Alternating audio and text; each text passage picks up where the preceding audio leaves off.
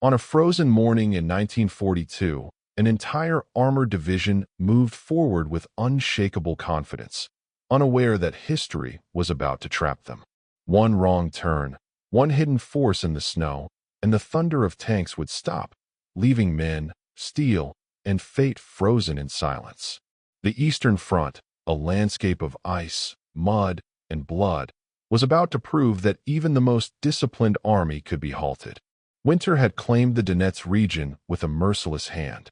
Temperatures had dropped below -20 degrees Celsius, rivers turned to ice, and fog clung to the forest like a veil over death. In the midst of this, Major Heinrich Bauer, a veteran of previous campaigns, led the 11th Panzer Division with unwavering confidence. Bauer had studied maps meticulously, relying on the reports from scouts and aerial reconnaissance. He believed momentum and firepower would carry him through. But the Soviets had been preparing for weeks. Lieutenant Sergei Ivanov, a 27-year-old tank officer from Leningrad, studied aerial photos, memorized terrain maps, and coordinated with infantry and artillery units. Every bend in the river, every ridge in the snow-covered forest, every abandoned village was a potential trap. Ivanov and his men were aware that this might be their only chance to stop the Germans before they reached key positions. As dawn broke, Bauer's tanks rumbled along narrow roads, cutting through the mist. Snow muffled the track's noise, giving a ghostly calm to the battlefield. Scouts reported nothing unusual. The German commanders saw only the empty fields and distant tree lines, unaware that hidden artillery and anti-tank squads lay in wait. Sergei Ivanov crouched behind a frozen embankment, binoculars in hand. He counted the approaching tanks, dozens of Panzer IIIs and IVs, their gray steel glinting in the weak winter sun. In the trenches nearby, Soviet infantry armed with anti-tank rifles and Molotov cocktails waited. Mines had been buried beneath the ice and snow for days. The stage was set for a confrontation that would freeze the German advance for hours, maybe days. By late morning, the first Panzer tanks hit the mines. Explosions flipped vehicles onto their sides, throwing crews into the snow. Anti-tank guns opened fire from concealed positions, sending shells that penetrated armor and ripped through steel. Smoke and fire rose from the road as Bauer's confidence turned into chaos.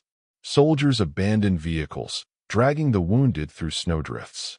The ambush had begun, and the day the tank stopped was born. When the German tanks collided with their invisible enemy, the ground shook with thunder, engines screamed, and the cries of men trapped inside metal coffins pierced the frozen forest. Every maneuver the Germans tried was met with calculated resistance. The forest was alive with silent observers, hidden artillery, and soldiers who had learned the land as if it were their own body. By noon, Bauer attempted to regroup his forces. Captain Klaus Richter, his second in command, radioed frantic instructions. Form defensive positions. Fall back. Repeat, fall back. We cannot advance. But retreat was not simple. Mines littered the forest roads, anti-tank squads waited in ambush, and Soviet artillery rained destruction from distant ridges. Every step forward was met with fire. Panzer engines groaned under the weight of snow and damage. Smoke and dust mixed with the icy fog, creating a surreal landscape where it was impossible to tell friend from foe. Sergei Ivanov and his tank crews moved like shadows through frozen gullies, coordinating with infantry and artillery. They knew the Germans relied on their mobility and firepower. By neutralizing the lead tanks, they disrupted the entire column. By mid-afternoon, half the German advance had been destroyed or immobilized. Some tanks burned completely, their engines still smoking, while crews scrambled in vain. Amid the chaos, the soldiers' letters and diaries give us a glimpse of their fear. Bauer wrote in his field diary, "We are slowed. I have never felt such frustration. The forest is filled with traps, but there is no retreat in sight. Our men are exhausted, frozen, and terrified. We are walking into a machine we cannot see." Ivanov later recalled in his memoirs, "I felt the weight of responsibility. One mistake, one miscalculation, and the German column would have broken through, leaving death behind. But we were prepared. We had to be. By nightfall, the forest was quiet. The snow was streaked with black and red, broken tanks, and abandoned weapons. Bauer's division had been stopped, its advance shattered. For the Soviets, the ambush was a tactical victory, but it came at a high cost.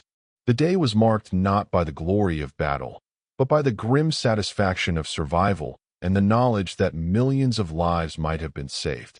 When the smoke cleared, the snow returned to silence, but history had shifted. Tanks lay in ruins, men counted their dead, and one ambush had altered the course of a campaign on the Eastern Front. Major Bauer retreated to reorganize his division. The German advance had been slowed for the first time in weeks. The 11th Panzer Division, once confident in its invincibility, had faced a force that anticipated every move. Supply lines were disrupted. Morale faltered. The army was forced to reconsider its strategy, and the tempo of war had changed.